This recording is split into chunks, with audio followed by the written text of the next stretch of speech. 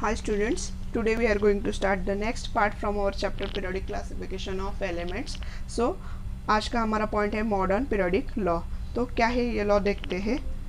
The scientific world did not know anything about the interior of the atom when Mendeleev put for the periodic table. तो क्या हुआ था देखो, जब Mendeleev ने पीरियोडिक टेबल कंस्ट्रक्ट किया था तो क्या हुआ था, साइंटिफिक वर्ल्ड में एटम और एटम के इंटीरियर में क्या होता है वो कुछ भी पता नहीं था, के बारे में रिसर्च नहीं हुई थी.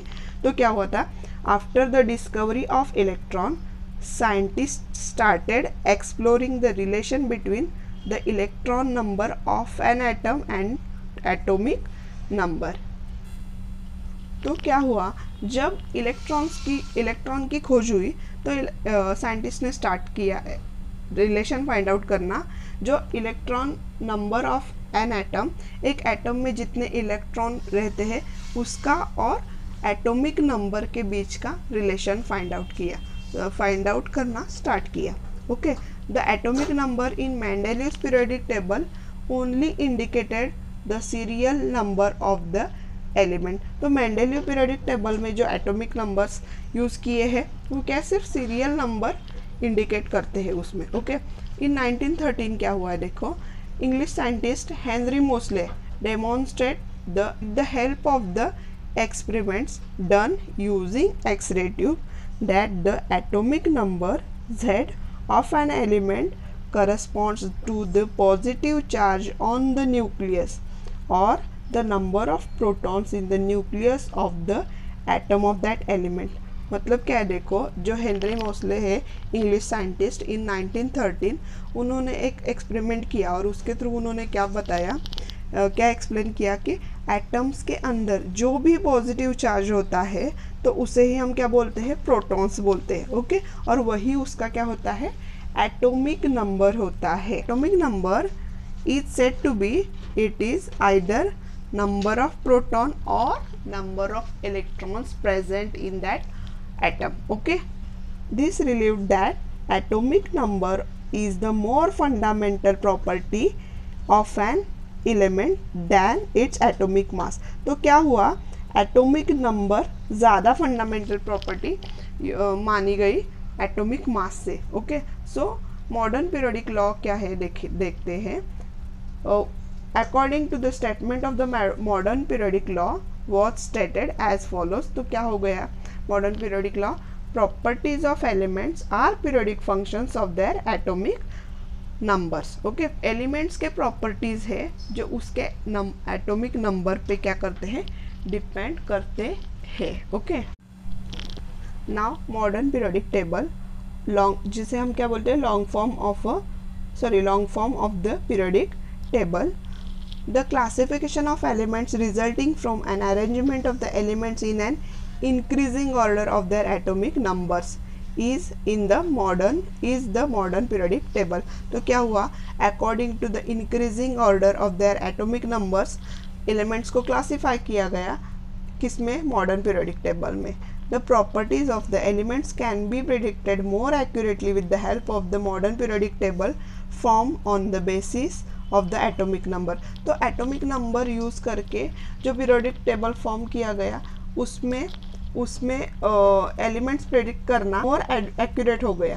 Okay, the modern periodic table is also called long form of the periodic table, और मॉडर्न पीरियोडिक टेबल को ही long form of the periodic table ऐसे भी बोला जाता है. In the modern periodic table the elements are arranged in accordance with their atomic number. Okay, तो आपको ये पता है, अगेन एंड अगेन यही रिपीट हो रहा है. जो मॉडर्न पीरियोडिक टेबल में क्या हुआ है, एलिमेंट्स कैसे अरेंज हुए, accordance with their atomic number, increasing order of their atomic number. As a result most of the drawbacks of Mendeleev's periodic table appear to be removed. तो क्या हुआ था, जब मेंडेलीव ने पीरियोडिक टेबल पुट फोर्थ किया था तो उसमें जो ड्रॉबैक्स, डिमेरिट्स थे वो उससे ज़्यादा drawbacks remove हो गए automatically. However, the ambiguity about the position of the hydrogen is not removed even in the modern periodic table. और जो हाइड्रोजन के प्लेस में जो कन्फ्यूजन था कि उसको अल्कली मेटल ग्रुप 1 में पोजीशन दी जाए अदरवाइज हेलोजेंस के ग्रुप में ग्रुप 7 में दे सकते हैं।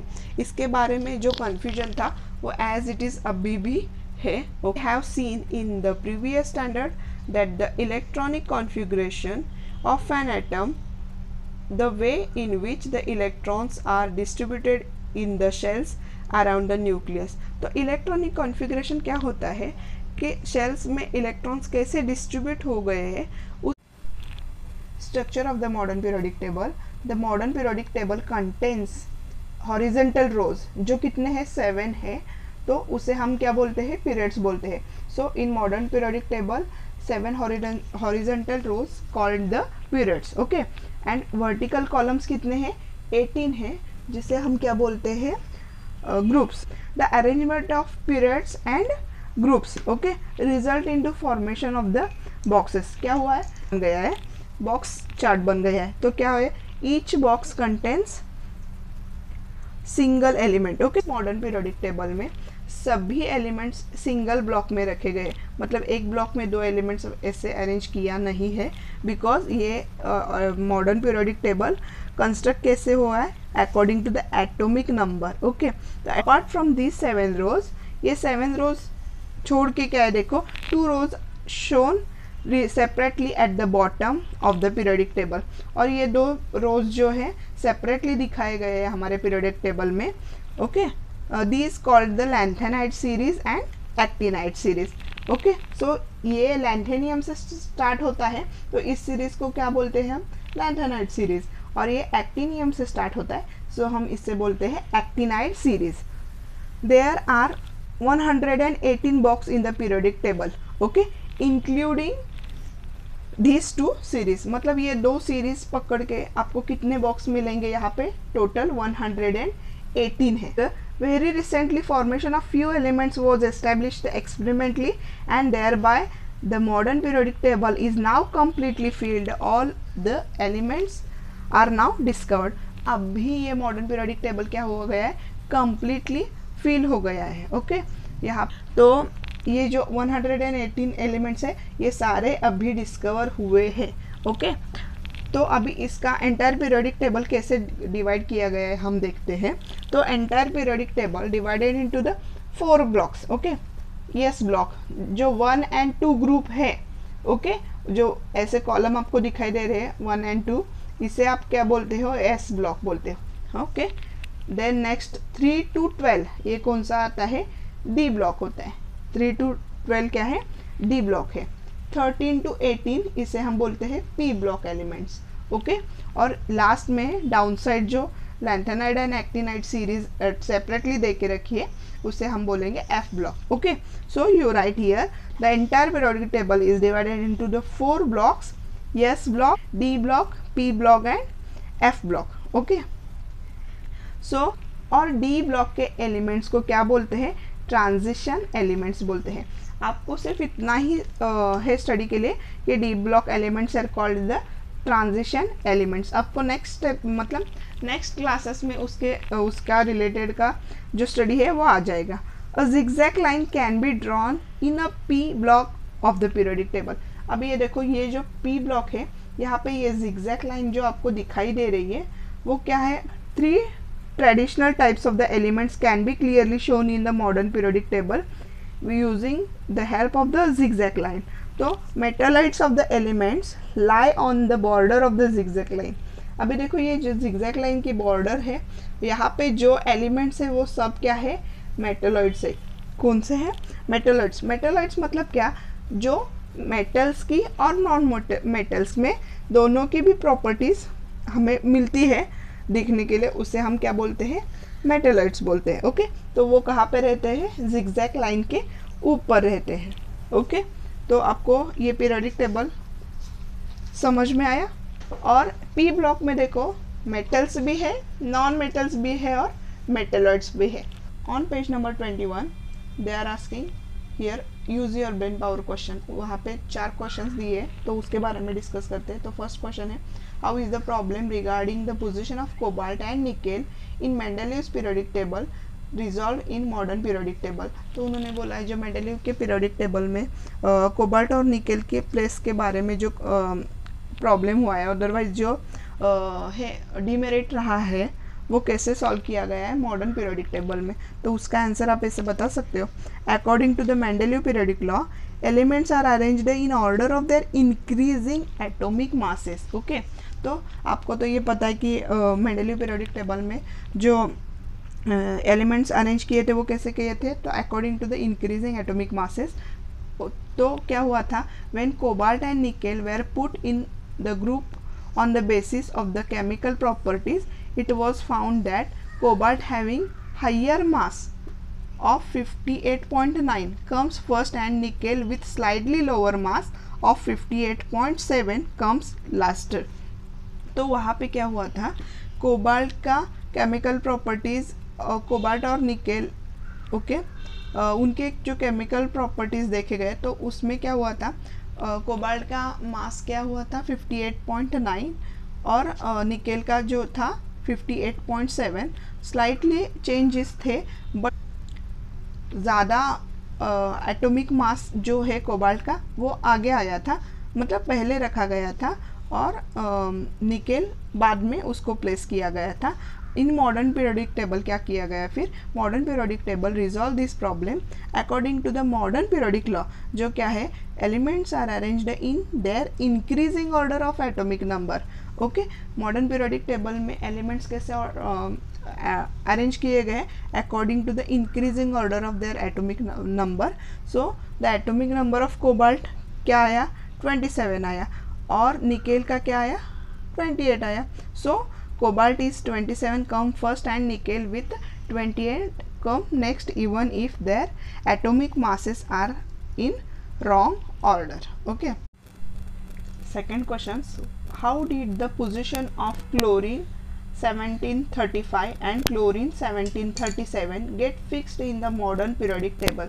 तो क्लोरीन के जो ये दो आइसोटोप्स है उनकी पोजीशन मॉडर्न पीरियोडिक टेबल में कैसे फिक्स की गई है, ये उन्होंने पूछा है। How can you give the answer for this?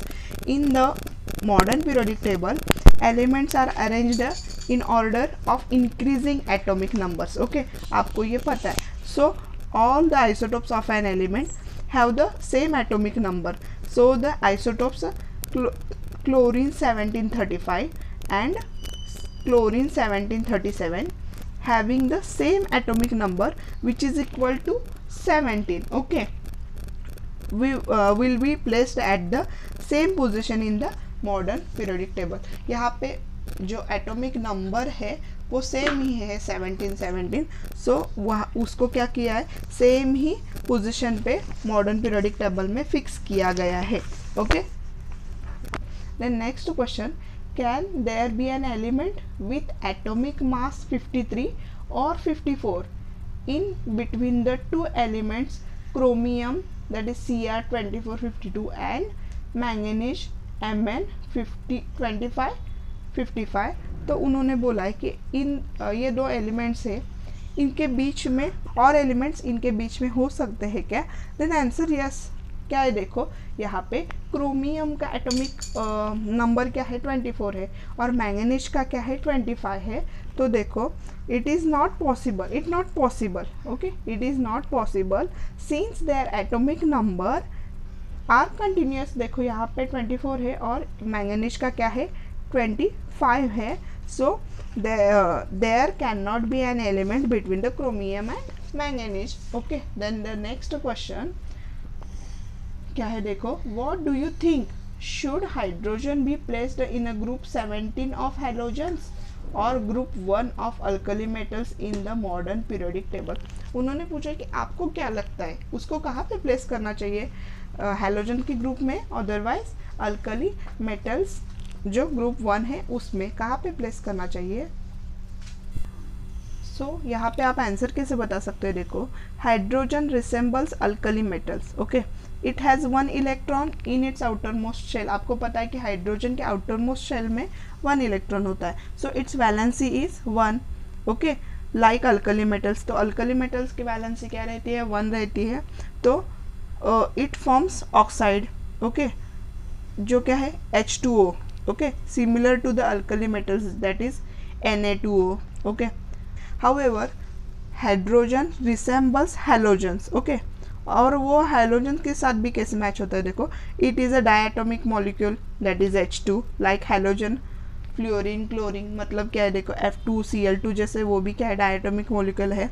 It is one electron deficient to achieve stable electronic configuration similar to the halogen, और उसको भी to this unique behaviour of hydrogen. तो हाइड्रोजन का दोनों के साथ ऐसे मैच होता है तो it is difficult to assign any definite position to it in the periodic table, ऐसे आप बोल सकते हो। ओके